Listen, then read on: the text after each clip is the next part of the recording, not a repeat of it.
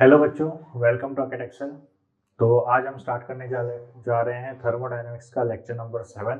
ठीक है।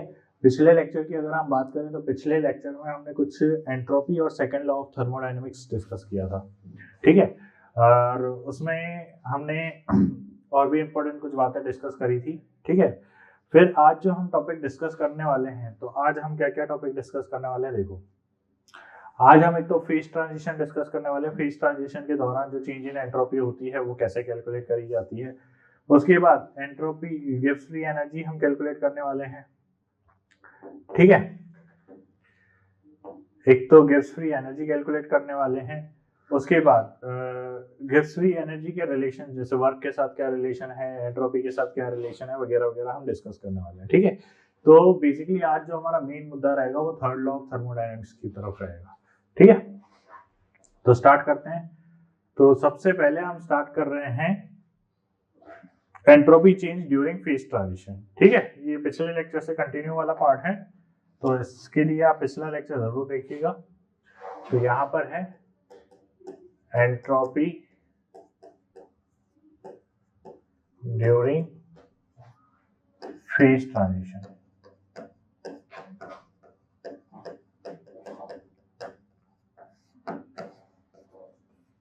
ठीक है। Entropy during phase transition. अब एक चीज बताइए कि फेज ट्रांजिशन का मतलब क्या है।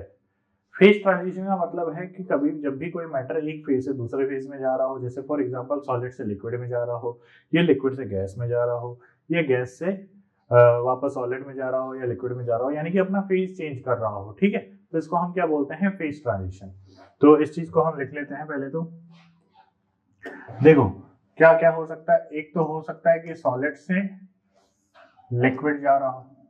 ठीक है। एक हो सकता है कि लिक्विड से गैस जा रहा हो, और ऐसा भी तो हो सकता है कि वो सॉलिड से डायरेक्ट गैस में जा रहा हो। ठीक है। ये चार कंडीशन जनरेट हो सकती है। ठीक है। तो इसको क्या बोला जाता है, इस कंडीशन को क्या बोला जाता है। जैसे सॉलिड से अगर लिक्विड जा रहा है तो इसको क्या बोलते हैं, हम फ्यूजन बोलते हैं। ठीक है। और जब लिक्विड से गैस हो रहा हो, लिक्विड से गैस में ट्रांजिशन हो रहा हो, तो इस ट्रांजिशन को हम क्या बोलते हैं, इस ट्रांजिशन को हम वेपराइजेशन बोलते हैं।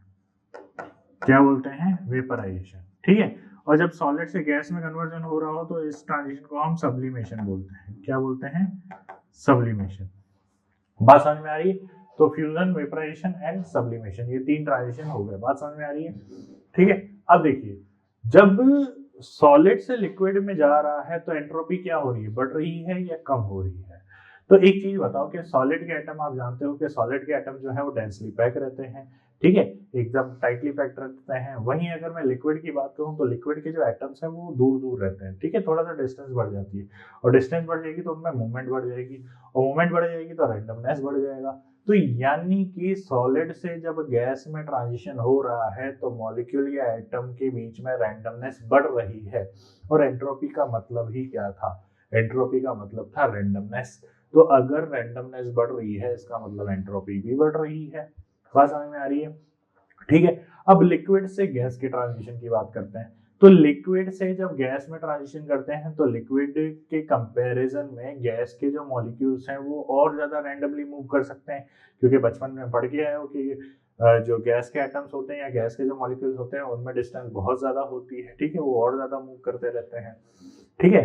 तो यानी कि उनमें रैंडमनेस ज्यादा है। तो यानी कि लिक्विड से जब गैस की तरफ ट्रांजिशन करोगे तो गैस के मॉलिक्यूल में रैंडमनेस ज्यादा है, तो यानी कि एंट्रोपी क्या हो रही है, लिक्विड से गैस के ट्रांजिशन में, तो एंट्रोपी बढ़ रही है। उसी तरीके से सॉलिड से गैस में अगर बात करोगे तो सॉलिड से अगर डायरेक्ट गैस में बात करोगे तो सॉलिड के तो टाइटली पैक्ड हैं, वहीं गैस के मॉलिक्यूल जो है वो बहुत ज्यादा रैंडमली मूव करते हैं। तो अगर इस तरीके से कंपेयर किया जाए तो सॉलिड से गैस के ट्रांजिशन के दौरान भी एंट्रोपी बढ़ रही है। तो यानी कि इन दौरान जिस जो प्रोसेस हमने लेफ्ट टू राइट देख रहे हैं, तो लेफ्ट टू राइट तीनों प्रोसेसेस में एंट्रोपी बढ़ रही है, और जब रिवर्स देखोगे तो एंट्रोपी घट रही होगी, क्योंकि रैंडमनेस घट रही होगी। ठीक है। बात समझ में आ रही है भाई। गैस से अगर सॉलिड की तरफ जाओगे तो रैंडमनेस कम हो रही है, क्योंकि मॉलिक्यूल टाइटली पैक्ड हो गए, तो एंट्रोपी क्या हो जाएगी, कम हो जाएगी। गैस से लिक्विड की तरफ जाओगे तो गैस में रैंडमनेस ज्यादा थी, लिक्विड में रैंडमनेस कम है, तो यानी कि लिक्विड की तरफ एंट्रोपी कम हो जाएगी। ठीक है, लिक्विड से सॉलिड की तरफ जाओगे तो भी सेम प्रोसीजर रहेगा। बात समझ में आ रही है? ठीक है, अब एंट्रोपी की बात करते हैं। ठीक है, तो देखो, ध्यान से देखो। तो यानी कि अगर मैं इस दौरान फॉर फ्यूजन की बात करते हैं, ठीक है, फॉर फ्यूजन की बात करते हैं, तो फॉर फ्यूजन के लिए अगर मैं एंट्रोपी कैलकुलेट करूं तो आप जानते हो कि एंट्रोपी क्या होती है।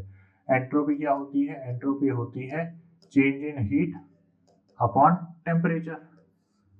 चेंज इन हीट अपॉन टेम्परेचर, ये होती है एंट्रोपी। ठीक है, लेकिन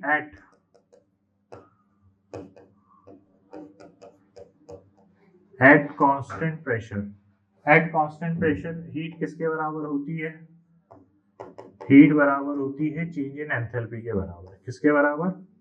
चेंज इन एंथैल्पी के बराबर। ठीक है, तो यहाँ पर एंट्रोपी क्या हो जाएगी? यहाँ पर एंट्रोपी हो जाएगी फ्यूजन के लिए change in enthalpy upon temperature. बात समझ में आ रही है? ठीक है, ये हमारा फॉर्मूला बन के आएगा। ठीक है, क्लियर है यहाँ तक? ठीक है, अब नेक्स्ट अगर मैं फॉर एग्जांपल अगर मैं वेपराइजेशन की बात करूं तो सेकंड फॉर वेपराइजेशन, तो सेकंड है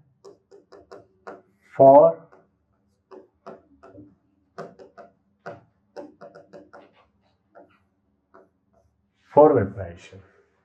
तो अगर मैं वेपराइजेशन प्रोसेस के लिए बात करूं तो आप जानते हो कि डेल्टा एस बराबर क्या होता है? Delta Q by T. तो यानी कि एट कांस्टेंट प्रेशर, एट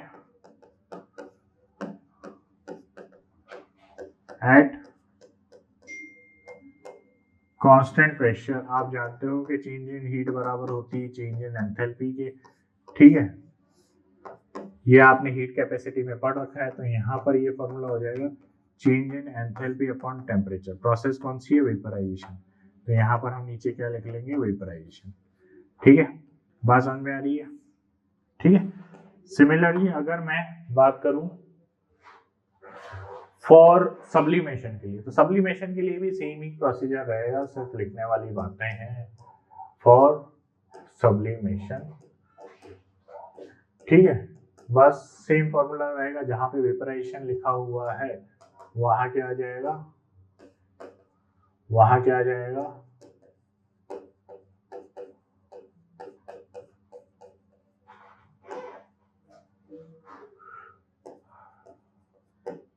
क्या आ जाएगा?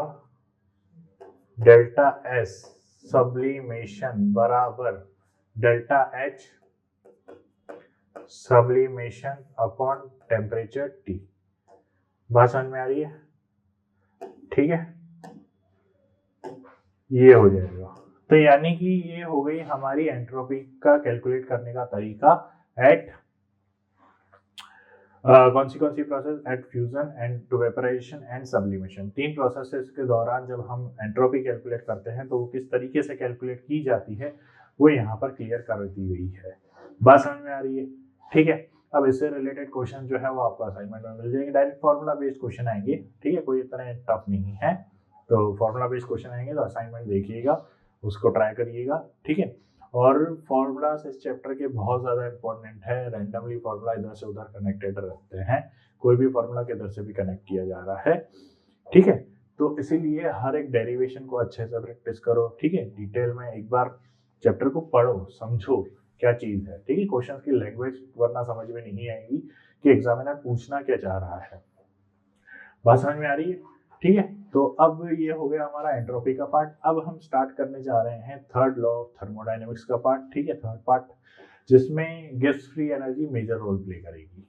ठीक है, तो नेक्स्ट टॉपिक हम स्टार्ट कर रहे हैं जिसका नाम है गिब्स फ्री एनर्जी।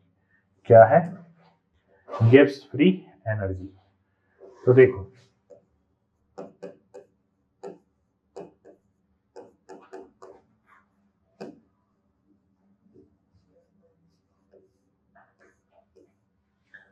अब गिब्स फ्री एनर्जी का मतलब क्या है? क्या कहना गिब्स फ्री एनर्जी, क्या इसका डेफिनेशन का मतलब क्या है? या डेफिनेशन तो बाद में, आप पहले ये चीज समझो कि टर्म का मतलब क्या है, आपको हर एक टर्म का मतलब पता होना चाहिए कि ये टर्म कहना क्या चाहती है, इस टर्म का मतलब क्या है। ठीक है, तो पहले मैं इस टर्म का मतलब समझाने की कोशिश कर रहा हूं कि आखिर इस टर्म का मतलब क्या है। तो इधर देखो, जैसे फॉर एग्जांपल एक सिस्टम है, ठीक है, ये हो गया आपका सिस्टम। अब मान लीजिए कि आप इस सिस्टम को Q amount of heat supply कर रहे हो। क्या कर रहे हो?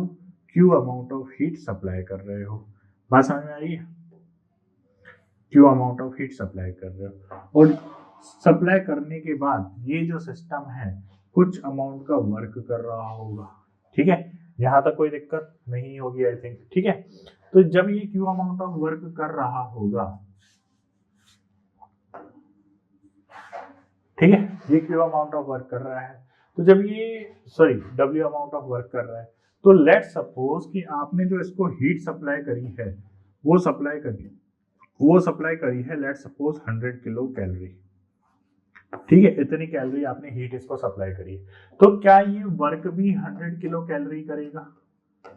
क्या ये 100 किलो कैलोरी वर्क करेगा? नहीं, ये इतना कैलोरी वर्क नहीं करेगा। ठीक है, ये कुछ कम अमाउंट करेगा, हो सकता है 80 करे, हो सकता है 70 करे, हो सकता है 60 करे, हो सकता है 90 करे। ठीक है, यानी कि 100 किलो कैलोरी नहीं करेगा, 100 से कम ही करेगा, हो सकता है 99 भी कर जाए। ठीक है, बट करेगा कम ही, मतलब जितनी अमाउंट ऑफ आप हीट सप्लाई कर रहे हो वो कंप्लीट हीट को वर्क में कन्वर्ट नहीं करेगा, क्योंकि कुछ ना कुछ अमाउंट ऑफ हीट जो है वो सिस्टम खुद भी यूटिलाइज कर लेगा, जिसको वेस्ट या नॉन यूजफुल वर्क कह लेंगे हम। ठीक है, क्या कहेंगे? Non useful work. यानी कि आप हीट तो सप्लाई कर रहे हो 100 किलो कैलोरी, और लेट सपोज आपको वर्क मिल रहा है 80 किलो कैलोरी, तो यानी कि यूजफुल वर्क तो 80 किलो कैलोरी का ही हुआ, तो नॉन यूजफुल वर्क कितने किलो कैलोरी का था? 20 किलो कैलोरी का। तो यानी कि वो जो हीट है आपकी वेस्ट हो गई। बात समझ में आ रही है? ठीक है, तो यहाँ पे मैं आपको यही चीज समझाना चाह रहा हूँ कि आप यहाँ पर हीट को 100% वर्क में कन्वर्ट नहीं कर सकते, 100% वर्क में कन्वर्जन नहीं कर सकते, लेकिन वर्क को हीट में आप 100% कन्वर्जन कर सकते हो। ठीक है, बहुत इंपॉर्टेंट स्टेटमेंट है, ध्यान से सुनना कि वर्क को आप 100% हीट में कन्वर्ट कर सकते हो, लेकिन हीट को 100% वर्क में कन्वर्ट नहीं कर सकते। कुछ ना कुछ अमाउंट ऑफ हीट जो है सिस्टम खुद यूटिलाइज कर लेगा, जिसको नॉन यूजफुल वर्क बोलते हैं। ठीक है, बात समझ में आई? अब गिव्स फ्री एनर्जी का क्या काम था यहाँ पे? तो अब समझो कि जो आपने यहाँ पर एनर्जी दी 100 किलो कैलोरी, और जो वर्क हुआ, वर्क कितने किलो कैलोरी का हुआ? लेट सपोज 80 किलो कैलोरी का हुआ। तो ये जो 80 किलो कैलोरी का आपका वर्क हुआ है, यही आपकी गिव्स फ्री एनर्जी है। तो कहने की बात सीधी सीधी इतनी सी है कि जब भी कोई सिस्टम से हम वर्क करवाते हैं, तो जो यूजफुल वर्क होता है, भाई एनर्जी दोगे ना सिस्टम को तभी तो वर्क करेगा, तो जितनी आपने एनर्जी दी उसमें से जो यूजफुल एनर्जी उसने यूटिलाइज करी है, या जो यूजफुल वर्क के लिए उसने एनर्जी यूटिलाइज करी है, वही हमारी गिव्स फ्री एनर्जी कहलाएगी। बाकी सारी एनर्जी जो है वेस्ट एनर्जी या नॉन यूजफुल वर्क कहलाएगी। बात समझ में? तो जैसे आपने यहाँ पे 100 किलो कैलोरी का हीट सप्लाई किया था और इसने वर्क जो है 80 किलो कैलोरी का करके दिया है, यानी कि ये 80 किलो कैलोरी का जो वर्क है यही हमारा यूजफुल वर्क है और यही हमारी गिव्स फ्री एनर्जी है। बाकी 20 किलो कैलोरी वाली जो एनर्जी है वो नॉन यूजफुल वर्क है, या नॉन यूजफुल मतलब एनर्जी तो खैर वेस्ट हो गई। ठीक है, नॉन यूजफुल वर्क ही कहेंगे, नॉन यूजफुल एनर्जी जैसी कोई बात नहीं होती, एनर्जी तो हमेशा यूजफुल ही होती है। ठीक है, तो जो ये 20 किलो कैलोरी का वर्क नहीं हुआ है ना, ये नॉन यूजफुल वर्क है। ठीक है, बात समझ में? तो गिव्स फ्री एनर्जी का सीधा सीधा मैं डेफिनेशन बोल सकता हूं कि the useful work done by the system during supply of energy is called gives free energy. ठीक है,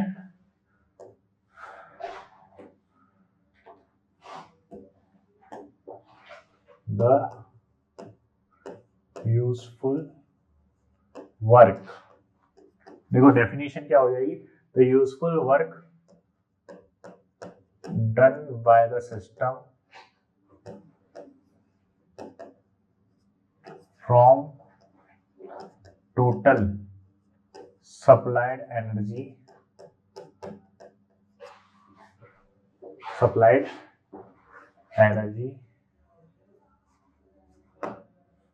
that energy is called Gibbs free energy. क्या बोलते हैं? Gibbs free energy. बात समझ में आई? ठीक है, तो जो यूजफुल वर्क हम यूज कर रहे हैं, तो बात समझ में आ रही है यूजफुल एनर्जी क्या है, वर्क या गिब्स फ्री एनर्जी क्या है। ठीक है, अब दूसरा पॉइंट कि गिब्स फ्री एनर्जी जो है एक स्टेट फंक्शन है। Gibbs free energy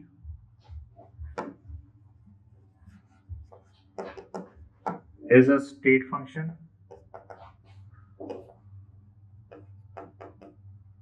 and extensive property. कैसी प्रॉपर्टी है? एक्सटेंसिव प्रॉपर्टी है।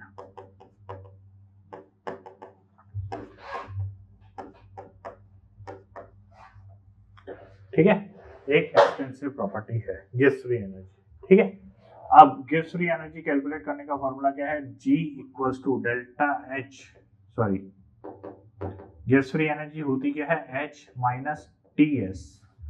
ठीक है, H माइनस TS। यहाँ पर ये H जो है, यहाँ पर ये H क्या है? यहाँ पर H जो है आपका एंथैल्पी हो गई। ठीक है, एंथैल्पी हो गई। T जो है यहाँ पर टेम्परेचर है। ठीक है, और S जो है यहाँ पर एंट्रोपी है। ठीक है, एंट्रोपी है। तो बेसिकली यहाँ पर ये जो H है ना, ध्यान से देखो, ये जो H है ना, ये H आपका है टोटल एनर्जी सप्लाइड।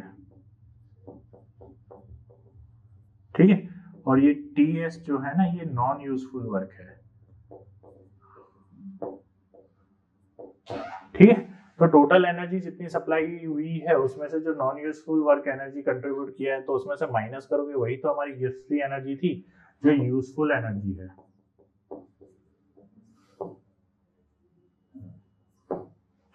ठीक है, जो हमारी यूजफुल एनर्जी है। बात समझ में आ रही है क्या? ठीक है, तो ये हो गई हमारी गिब्स फ्री एनर्जी। अब गिब्स फ्री एनर्जी ये इतनी बातें तो कर ली हमने, लेकिन इसका मतलब क्या है? गिब्स फ्री एनर्जी आखिर हमें इंफॉर्मेशन क्या देती है? तो याद करो, मैंने पिछले लेक्चर में आपको एंट्रोपी के बारे में बताया था। ठीक है, उस दौरान भी मैंने कुछ बातें डिस्कस करी थी, जहां पे मैंने आपसे कहा था कि ऑल नेचुरल प्रोसेसेस की जो एंट्रोपी होती है वो पॉजिटिव होती है। ठीक है, लेकिन कोई भी प्रोसेस अपने आप हो रही है, यानी कि स्पॉन्टेनियसली हो रही है या नहीं हो रही है, इसका करेक्ट 100% के साथ जो एक्यूरेसी के साथ हम जवाब दे पाते हैं, वो दे पाते हैं गिब्स फ्री एनर्जी के थ्रू। अगर गिब्स फ्री एनर्जी की वैल्यू नेगेटिव होती है तो यानी कि प्रोसेस स्पॉन्टेनियस होती है, और अगर गिब्स फ्री एनर्जी की वैल्यू पॉजिटिव होती है तो एंट्रोपी प्रोसेस जो है वो नॉन स्पॉन्टेनियस होती है। ठीक है, तो ये बात हम आगे डिस्कस करने वाले हैं। तो ये मेन जो है एप्लीकेशन है हमारे थर्ड लॉ ऑफ थर्मोडायनेमिक्स की या गिब्स फ्री एनर्जी की, कि गिब्स फ्री एनर्जी हमें सब इंफॉर्मेशन इस बात की देता है कि कोई भी प्रोसेस जो है वो स्पॉन्टेनियसली हो रही है या नहीं हो रही है। बात समझ में आ रही है? तो दिस इज द इम्पोर्टेंस। ठीक है, अब देखो दूसरी चीज यहाँ पे मैं क्या बताना चाह रहा हूँ, कि यहाँ पे मैं ये चीज बताना चाह रहा हूँ कि आप चेंज इन एंथैल्पी की बात कर रहे थे, लास्ट हमने चेंज इन एंथैल्पी की बात करी, तो हमने वहां पर ये चीज डिस्कस करी थी कि आप डायरेक्ट किसी भी सिस्टम की एंथैल्पी कैलकुलेट नहीं कर सकते, आप चेंज इन एंथैल्पी कैलकुलेट कर सकते हो। ठीक है, वहीं एंट्रोपी के दौरान भी हमने ये बात कही थी कि आप डायरेक्ट एंट्रोपी कैलकुलेट नहीं कर सकते, आप change in entropy he calculate कर सकते हो। ठीक है, तो जब आप डायरेक्ट H की वैल्यू कैलकुलेट नहीं कर सकते, आप डायरेक्ट S की वैल्यू कैलकुलेट नहीं कर सकते, क्यों? आप डायरेक्ट G की वैल्यू कैलकुलेट कर पाओगे क्या? नहीं, जब आपको इनकी ही वैल्यू नहीं पता तो G की वैल्यू कैसे फाइंड आउट करोगे? तो यानी कि आप डायरेक्ट G की वैल्यू कैलकुलेट नहीं कर सकते, आपको change in Gibbs free energy he calculate करनी पड़ेगी। तो अगला पॉइंट ये है कि we can not calculate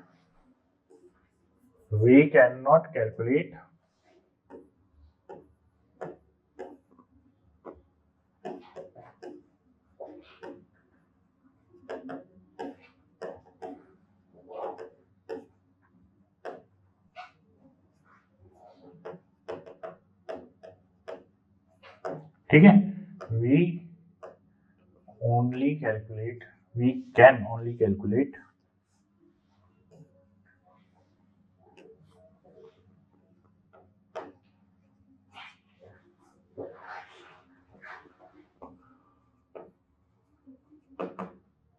change in Gibbs free energy.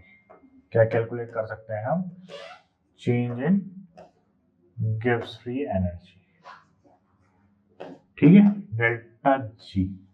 ठीक है, अब जब हम डेल्टा जी की बात कर रहे हैं, डेल्टा जी कैलकुलेट कर सकते हैं, तो डेल्टा जी के लिए हम क्या डिफाइन करेंगे? देखो, डेल्टा जी बराबर होता है, तो यहीं से हम डेराइव करते हैं, यहीं से मैं कंप्लीटली आपको बता देता हूँ कि जैसे आपको पता है कि जी बराबर होता है H माइनस टी एस, ठीक है, H माइनस टी एस। तो अगर मैं change in Gibbs free energy calculate करूंगा तो change in Gibbs free energy के लिए यहाँ क्या आ जाएगा? डेल्टा जी बराबर delta H minus T delta S minus S delta T. अब जो भी प्रोसेस आप कैलकुलेट करते हो वो करते हो at isothermal condition. Let the process is carried out at isothermal condition.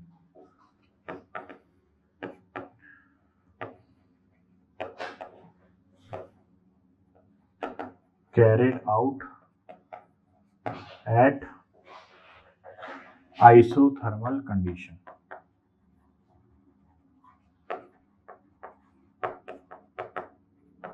ठीक है, तो जब आप किसी भी प्रोसेस को आइसोथर्मल कंडीशन में करोगे तो डेल्टा टी की वैल्यू क्या होगी? 0। और डेल्टा टी की वैल्यू जब 0 होगी तो यानी कि डेल्टा जी बराबर delta H minus T delta S आएगा। ठीक है, क्योंकि डेल्टा जी की वैल्यू क्या होगी? 0। बात समझ में आ रही है? ठीक है, तो ये हो गया हमारा गिब्स फ्री एनर्जी का फॉर्मूला, जिससे आपके डायरेक्ट क्वेश्चंस उठ के आते हैं। ठीक है, एज इट इज क्वेश्चन उठ के आते हैं इससे, तो ये चीज आपको ध्यान रखनी है। ठीक है, यहाँ पे डेल्टा एच क्या है? यहाँ पर डेल्टा एच है आपका change in Gibbs free change in enthalpy, where delta G is change in Gibbs free energy,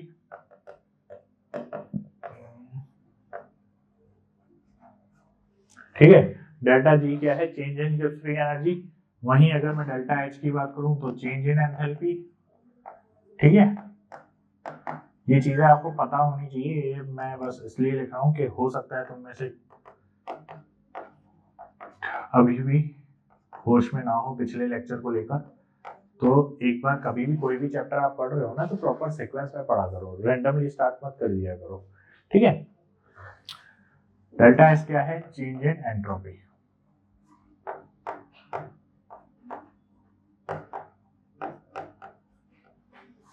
change in entropy, ठीक है, तो ये हो गया आपका गिब्स फ्री एनर्जी का फॉर्मूला, जो आपको एज इट इज ध्यान रखना है directly.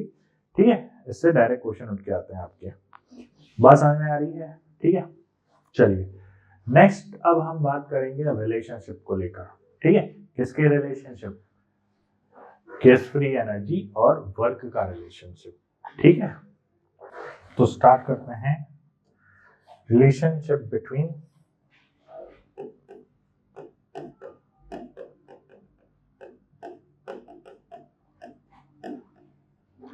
Delta G and changing work, या वर्क ही लिख लेते हैं हम। ठीक है, वर्क, बात समझ में आई? ठीक है, और यहाँ पे ये जो वर्क होगा ये यूजफुल वर्क होगा, जैसा कि मैंने अभी आपको समझाया था कि गिब्स फ्री एनर्जी क्या होती है, जो यूजफुल वर्क हम करते हैं वही होती है। बात समझ में आई? ठीक है, चलो तो स्टार्ट करते हैं। अब एक चीज बताओ कि according to first law of thermodynamics, first law of thermodynamics क्या है? तो फर्स्ट लॉ ऑफ थर्मोडायनेमिक्स क्या है? तो आप जानते हो कि फर्स्ट लॉ ऑफ थर्मोडायनेमिक्स है change in internal energy, change in internal energy बराबर Q प्लस W। ये आपका फर्स्ट लॉ ऑफ थर्मोडायनेमिक्स है। ठीक है, इसी की हेल्प से हम जो है हमारे गिब्स फ्री एनर्जी का फॉर्मूला डेराइव करेंगे। तो देखो कैसे करते हैं। तो यहाँ पे ये जो वर्क है, अब आप जानते हो कि वर्क आप यहाँ पर गिब्स फ्री एनर्जी की टर्म्स में हम दो टाइप ऑफ वर्क डिफाइन कर रहे हैं, एक तो यूजफुल वर्क, एक नॉन यूजफुल वर्क। ठीक है, एक जो काम का काम है और एक जो नाकाम का काम है। ठीक है, यानी कि वर्क जो हो गया, एक तो हो गया यूजफुल वर्क और एक हो गया नॉन यूजफुल वर्क। ठीक है, इसको एक्सपेरिमेंटली अगर समझा जाए ना, तो एक्सपेरिमेंटली अगर मैं सही बात करूं, करेक्ट डेफिनेशन की बात करूं, तो ये तो खैर आपको बताने के लिए बातें होगी। बाकी नॉन यूजफुल वर्क जो ऐसा वर्क होता है जो आपको दिखता नहीं है। ठीक है, तो एक्चुअली यहाँ पे करेक्ट वर्ड अगर मैं यूज करूं तो करेक्ट वर्ड होगा एक तो पीवी वर्क, एक नॉन पीवी वर्क। ठीक है, पीवी वर्क या नॉन पीवी वर्क, बात समझ में आ रही है? चलो यहाँ पे बात डिस्कस कर ही रहे हैं तो थोड़ा सा कर लेते हैं डिस्कस। जैसे फॉर एग्जांपल आप वाटर का इलेक्ट्रोलाइसिस कर रहे हो, तो वाटर का इलेक्ट्रोलाइसिस जब करोगे तो हाइड्रोजन और ऑक्सीजन गैस प्रोड्यूस करोगे। ठीक है, और यहाँ पे ये लिक्विड फॉर्म में, समझ रहे हो? ठीक है, ये बस समझाने के लिए मैं बातें कर रहा हूँ, तो ध्यान से समझना कि वाटर जो है अभी लिक्विड फॉर्म में है। जब आप इसका इलेक्ट्रोलाइसिस करोगे तो ये गैस फॉर्म में हाइड्रोजन गैस और ऑक्सीजन गैस में कन्वर्जन होगा। तो देखो यहाँ पे दो टर्म्स में एनर्जी यूज हो रही होगी या दो टाइप ऑफ वर्क। एक एनर्जी यूज हो रही होगी इलेक्ट्रोलाइसिस के लिए,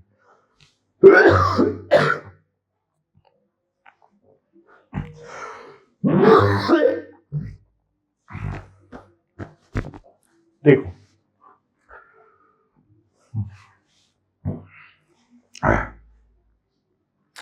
तो देखो यहाँ पे हम इलेक्ट्रोलाइसिस की बात करते हैं। तो जब आप वाटर का ब्रेकडाउन करोगे इन हाइड्रोजन एंड ऑक्सीजन, तो ध्यान से देखो आप गैस में कन्वर्जन कर रहे हो। ठीक है, तो एक तो देखो इलेक्ट्रोलाइसिस प्रोसेस के लिए एनर्जी यूज होगी, H2 को तोड़ने के लिए यूज होगी। ठीक है, तो यानी कि जो सिस्टम है H2 को तोड़ने का काम कर रहा है, और एक काम हो रहा होगा कि ये जब गैसेस बनेगी तो एक्सपांशन होगा। याद करो एक्सपांशन, भाई गैसेस जो है प्रेशर लगाएगी, प्रेशर बढ़ेगा तो एक्सपांशन होगा। तो एक तो एक्सपांशन हो रहा होगा। तो यहाँ पे दो वर्क हो रहे हैं, एक तो एक्सपांशन वाला वर्क जो कि हो गया आपका पीवी वर्क, और एक हो गया वाटर को तोड़ने वाला वर्क। ठीक है, इलेक्ट्रोलाइसिस प्रोसेस। ठीक है, तो एक्चुअली यूजफुल वर्क और नॉन यूजफुल वर्क नहीं होता, एक्चुअली होता है एक तो पीवी वर्क, एक non PV work, correct word में हम बात करें तो। ठीक है, बट यहाँ पे आपको अभी इसी तरीके से समझना है, एक तो यूजफुल वर्क या नॉन यूजफुल वर्क, या अब मैं आपको यहाँ पे करेक्टली वर्ड बता सकता हूँ, एक्सपांशन वर्क या नॉन एक्सपांशन वर्क। ठीक है, ऐसे कर लेते हैं, अब करेक्ट वर्ड में बात कर लेते हैं। ठीक है, एक तो होता है एक्सपांशन वर्क और एक होता है नॉन एक्सपांशन वर्क।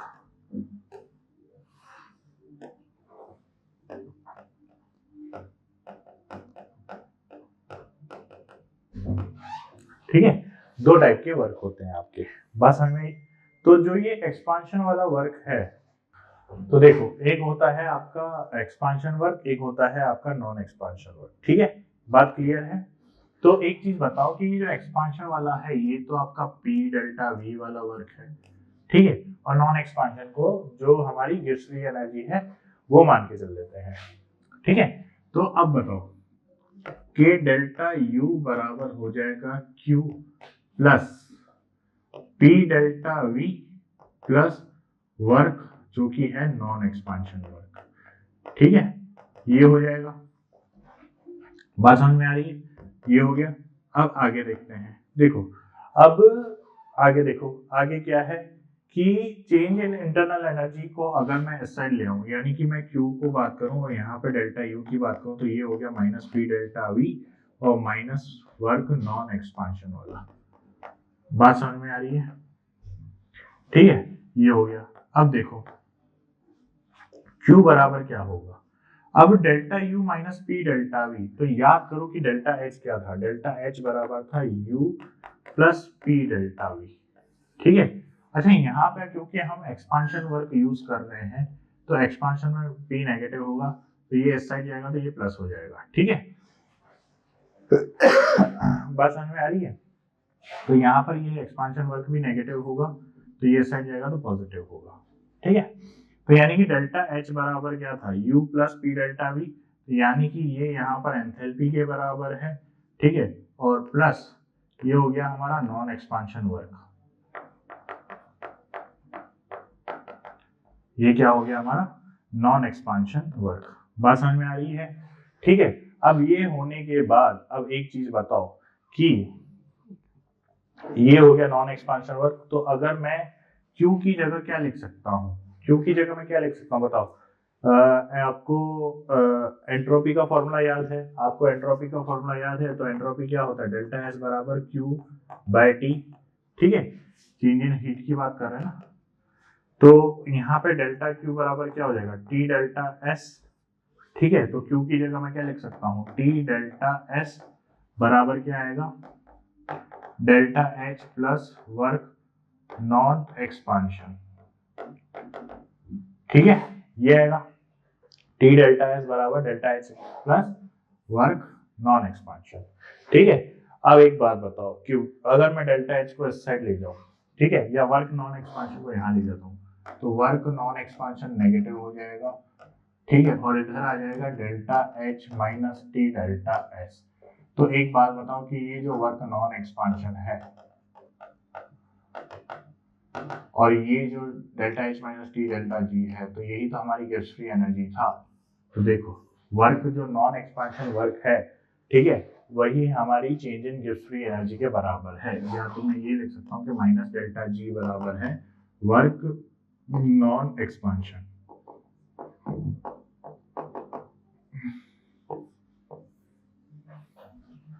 ठीक है। ये हो गया आपका नॉन एक्सपांशन वर्क। बात समझ में आ रही। तो ये रिलेशन हो गया आपका किसका, वर्क और नॉन एक्सपांशन वर्क का, या वर्क के बीच में रिलेशन, ठीक है। तो यहाँ पर आई थिंक आपको कोई डाउट नहीं होगा, ठीक है। तो अब नेक्स्ट रिलेशन की बात करते हैं। नेक्स्ट रिलेशन है आपका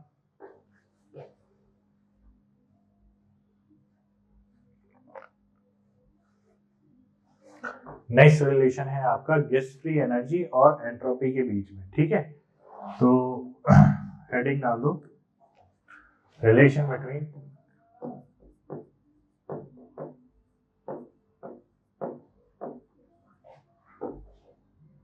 डेल्टा जी यानी कि Gibbs free energy and delta S, ठीक है, सिस्टम की ले लेते हैं, ठीक है, system delta G of system, या फिर आप टोटल भी देख सकते हो, delta G of total,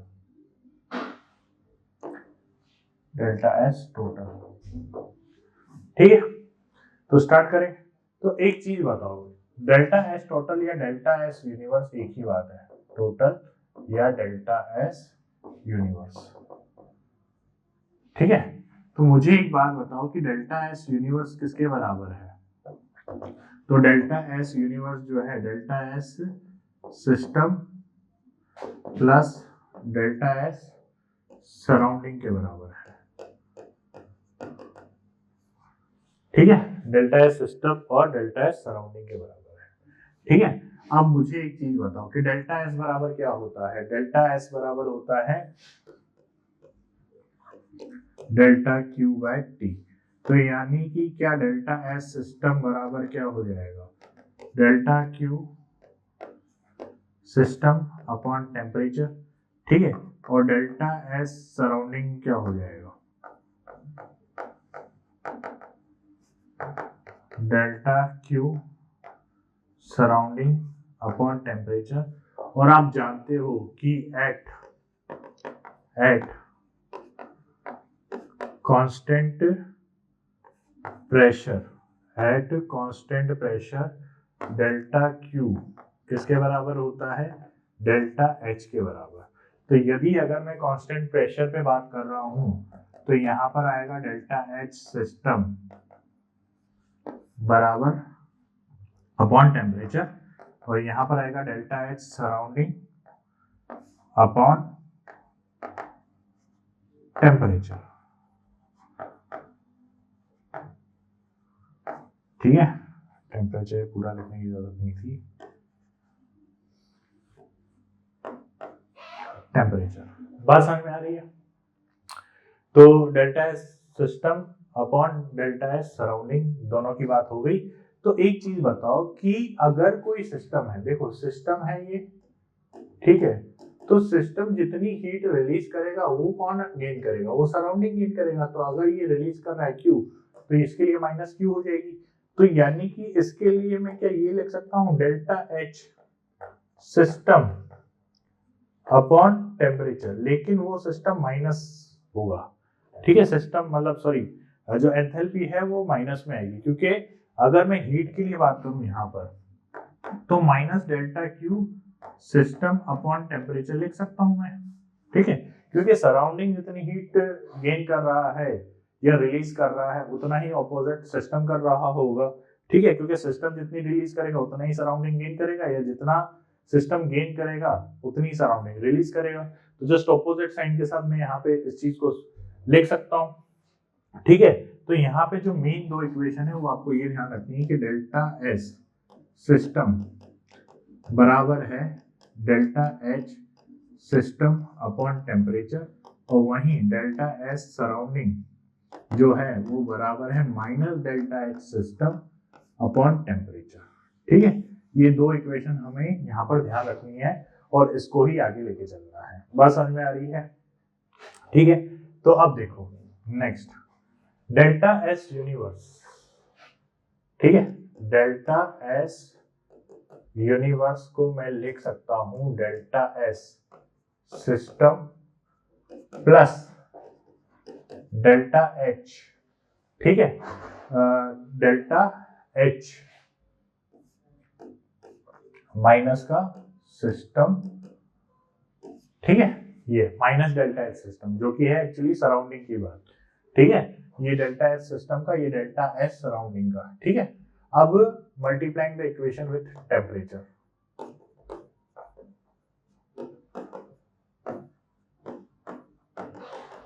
with temperature, तो यहां आएगा टी डेल्टा एस यूनिवर्स बराबर टी डेल्टा एस सिस्टम, ठीक है, माइनस डेल्टा एच,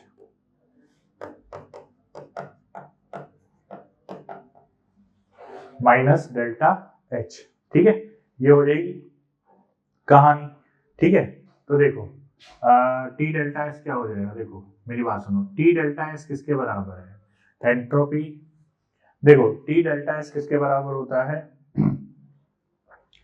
तो इसको एक काम करते हैं ऐसे लिख लेते हैं, देखो टी डेल्टा एस यूनिवर्स का बराबर, ठीक है, T delta S system minus delta H of system, ठीक है, ये तो ऑलरेडी लिखा हुआ है, ये हमारे पास इक्वेशन आ रही है, ठीक है। अब एक चीज नोटिस करो यहाँ पर कि अगर मैं यहाँ पर माइनस लिख दूं आगे, तो ये हो जाएगा delta H of system minus T delta S of system, ठीक है, और यहाँ पर आ गया ये टी डेल्टा एस यूनिवर्स का। और ध्यान से देखो क्या मैं बताना चाह रहा हूँ कि डेल्टा एस यूनिवर्स जो है वो किसके बराबर, H minus T delta S क्या है, H minus T delta S आपकी गिब्स फ्री एनर्जी है, तो यानी कि गिब्स फ्री एनर्जी किसके बराबर है, आपकी गिब्स फ्री एनर्जी किसकी है, ये सिस्टम की, तो Gibbs free energy of system किसके बराबर है, T delta S of universe के बराबर, किसके बराबर, टी डेल्टा एस यूनिवर्स के बराबर है। या आप ऐसे भी लिख सकते हो कि डेल्टा जी जो सिस्टम की है वो बराबर है minus T delta S universe के बराबर, ठीक है, बात समझ में आ रही है, ये होगी कहानी। अब अगली कहानी सुनो कि अब देखो यहां पर कि अगर डेल्टा एस की वैल्यू पॉजिटिव है, अगर डेल्टा एस की वैल्यू पॉजिटिव है और डेल्टा जी की वैल्यू नेगेटिव है, तो यानी कि प्रोसेस जो है वो स्पॉन्टेनियस है, कैसी है, प्रोसेस स्पॉन्टेनियस है, यानी कि प्रोसेस अपने आप हो रही है। और अगर डेल्टा एस की वैल्यू नेगेटिव है और डेल्टा जी की वैल्यू पॉजिटिव है तो प्रोसेस जो है नॉन स्पॉन्टेनियस है, यानी कि वो प्रोसेस अपने आप नहीं हो रही है। बात समझ में आ रही है? और अगर डेल्टा एस की वैल्यू भी 0 है और डेल्टा जी की वैल्यू भी 0 है तो प्रोसेस जो है वो आपकी एट इक्विलिब्रियम होगी, यानी कि एंट्रोपी में कोई चेंज नहीं आ रहा, गैस फ्री एनर्जी में भी कोई चेंज नहीं आ रहा, तो यानी कि जो प्रोसेस है वो कहाँ है? एट इक्विलिब्रियम पर है। बात समझ में आ रही है? ठीक है, क्लियर है? चलिए, तो अल्टीमेटली आपको जो वैल्यू देखनी है ना, आपको जो वैल्यू देखनी है वो डेल्टा जी की देखनी है। अगर डेल्टा जी की वैल्यू नेगेटिव है तो प्रोसेस स्पॉन्टेनियस, अगर डेल्टा जी की वैल्यू पॉजिटिव है तो प्रोसेस नॉन स्पॉन्टेनियस, और अगर डेल्टा जी की वैल्यू 0 है तो यानी कि प्रोसेस जो है वो एट इक्विलिब्रियम है। बात समझ में आ रही है? इतनी सी बात आपको ध्यान रखनी पड़ेगी। क्लियर है? ठीक है, अब नेक्स्ट टॉपिक की बात करते हैं। नेक्स्ट है रिलेशन बिटवीन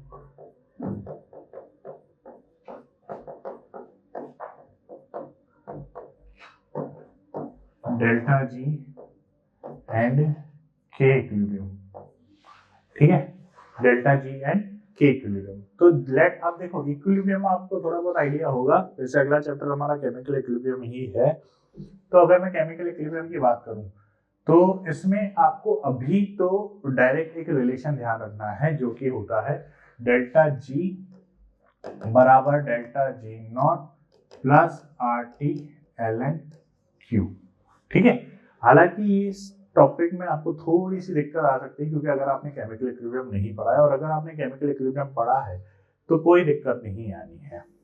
ठीक है, तो देखो अगर इक्विलिब्रियम कंडीशन की बात कर रहे हैं एट इक्विलिब्रियम, तो अभी मैंने बताया कि एट इक्विलिब्रियम डेल्टा जी की वैल्यू तो नेगेटिव होती है। तो अगर इस इक्वेशन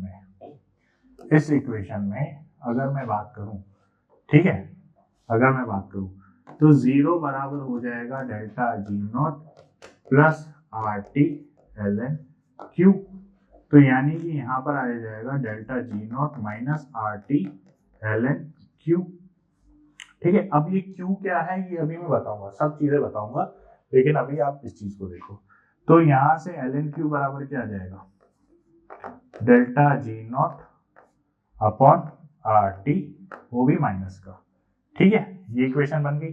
तो यानी कि Q बराबर क्या आ जाएगा? Q बराबर आ जाएगा आपका e की power minus delta G not upon R T.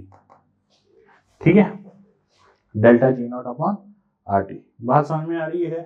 ठीक है, अब देखो ये Q क्या है, यहाँ पर ये Q को आप इक्विलिब्रियम कंडीशन ले सकते हो। ठीक है, यानी कि अगर प्रोसेस इक्विलिब्रियम में है या कोई भी केमिकल रिएक्शन की जो प्रोसेस है वो अगर इक्विलिब्रियम में है तो K जो है वो इक्विलिब्रियम कांस्टेंट के बराबर हो जाएगा। क्या है ये? Equilibrium constant.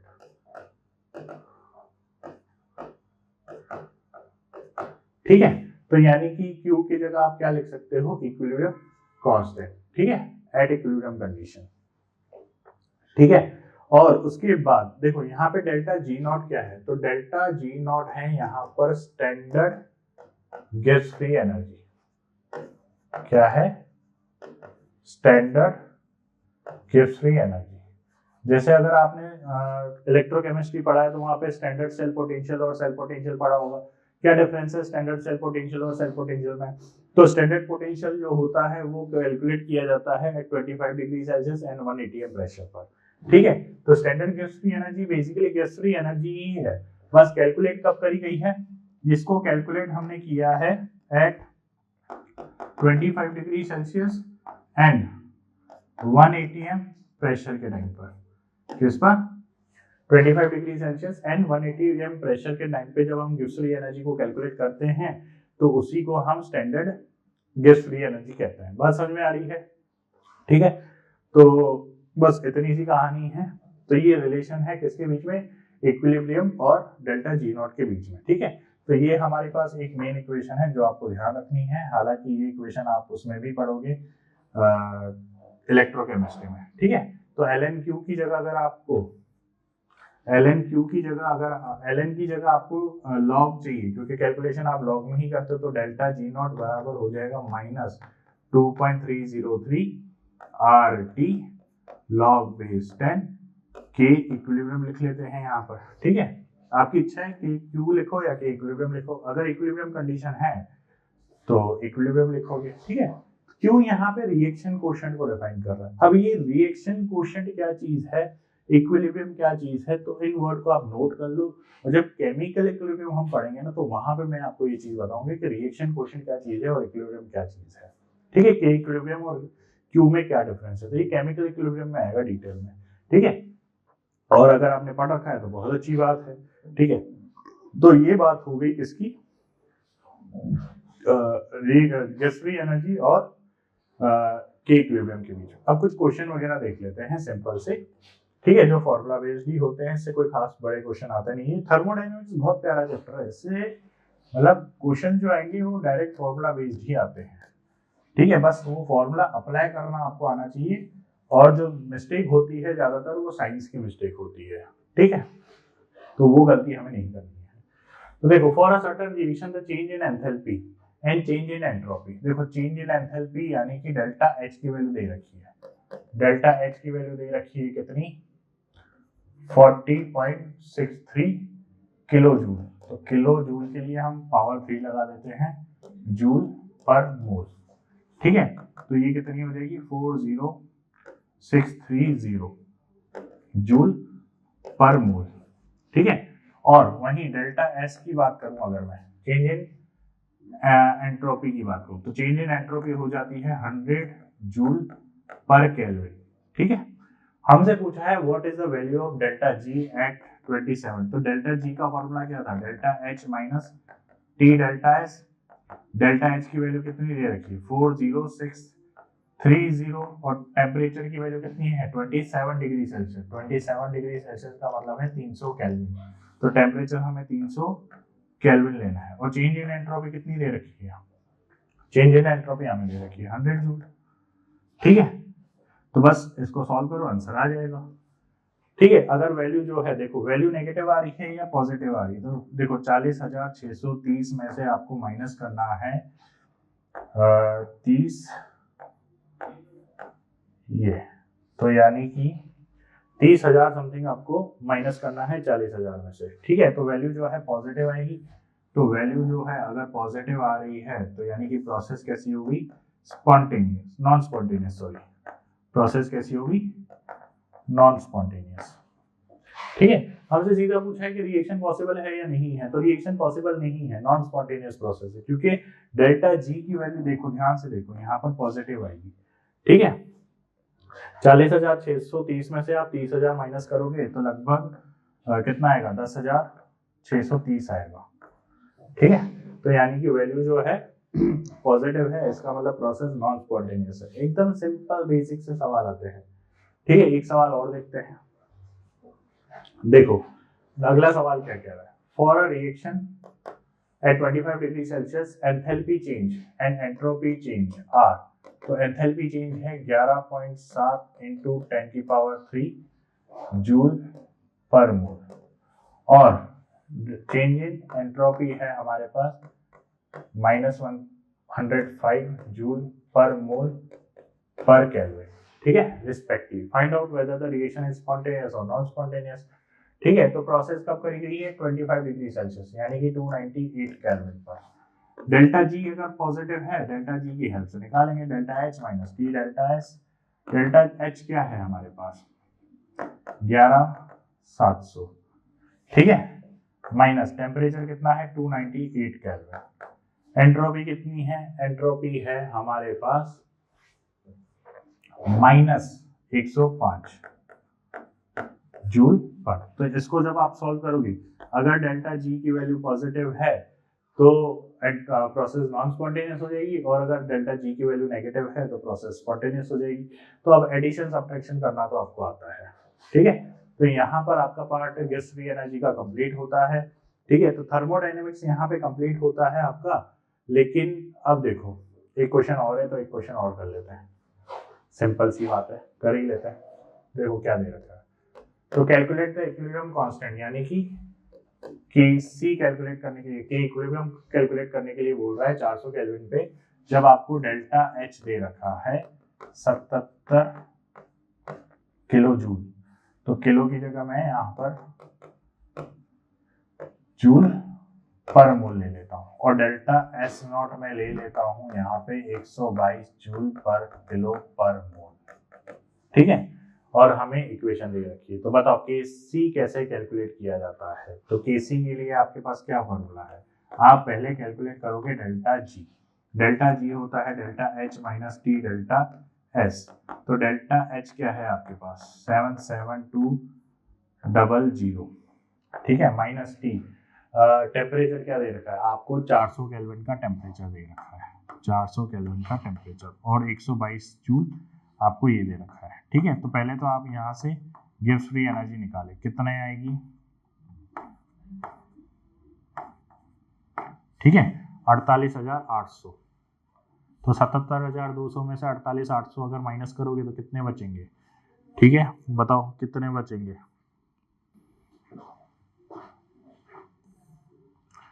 तो देखो यहाँ पे आपको बचेंगे 0 0 और 4 और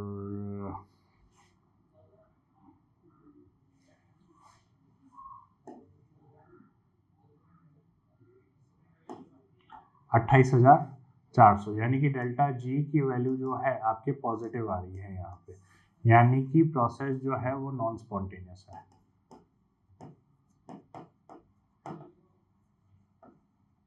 ठीक है, प्रोसेस कैसी है, नॉन स्पॉन्टेनियस है। अब के इक्विलिब्रियम कैलकुलेट करने के लिए आपके पास फॉर्मूला क्या है। तो पहली चीज तो ये देखो, ये डेल्टा जी नॉट कैलकुलेट कर रहे हो आप, ठीक है, डेल्टा जी नॉट कैलकुलेट कर रहे हो। तो डेल्टा जी नॉट की वैल्यू क्या आ गई आपकी 28,400। तो आपके पास फॉर्मूला है डेल्टा जी नॉट बराबर क्या होता है, यहाँ पे अभी हमने डेराइव किया था, डेल्टा जी नॉट बराबर होता है -2.303 RT लॉग बेस 10 के इक्विलिब्रियम।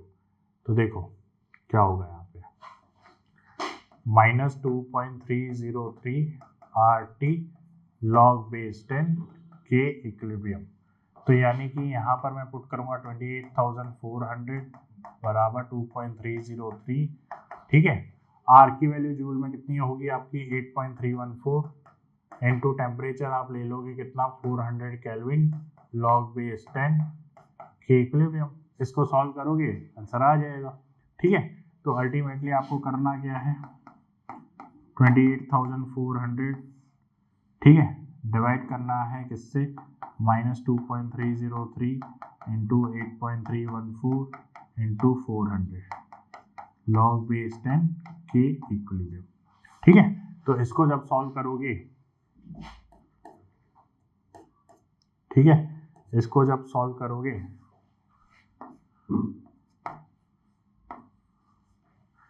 तो 71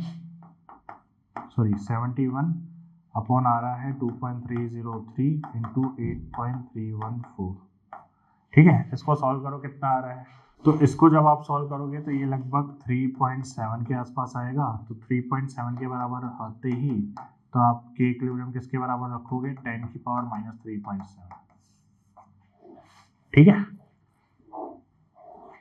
ये लॉग की कैलकुलेशन करना आती है आपको, ठीक है।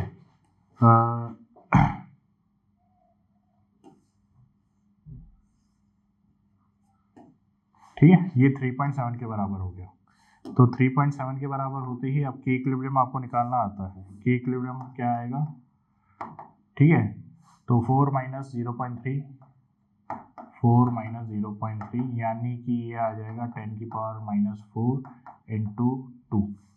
तो यानी कि आएगा 2 इंटू 10 की पावर -4। के इक्विलिब्रियम किसके बराबर आ जाएगा आपका 2 इंटू 10 की पावर -4 के बराबर।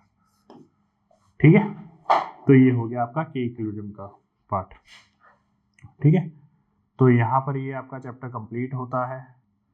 ठीक है, यहाँ पर आपका ये चैप्टर कंप्लीट होता है थर्मोडायनेमिक्स वाला पार्ट। ठीक है, अब अगर आपको इसके नोट्स चाहिए, ठीक है, चैप्टर वाइज सीआरई चाहिए, लेक्चर वाइज असाइनमेंट वगैरह चाहिए, या माइनर टेस्ट मेजर टेस्ट के पेपर्स चाहिए, या प्रीवियस ईयर के क्वेश्चन के सॉल्यूशन चाहिए, तो ये सब जो अवेलेबल है हमारी वेबसाइट पे अवेलेबल है, आप जाके विजिट करके देख सकते हैं। ठीक है, और अगर वीडियो अच्छा लग रहा है तो इसको लाइक करो, शेयर करो, ठीक है, चैनल को सब्सक्राइब करो और बेल आइकन को ज़रूर प्रेस करो ताकि आपको नेक्स्ट वीडियो की नोटिफिकेशन मिलती रहे। ठीक है, और लेक्चर्स देखते चलो। नीट तक आपको पूरे सिलेबस आपको अवेलेबल हो जाएगा यूट्यूब पे फ्री पे, तो आप चैनल को सब्सक्राइब जरूर करके रखिए। ठीक है, थैंक यू।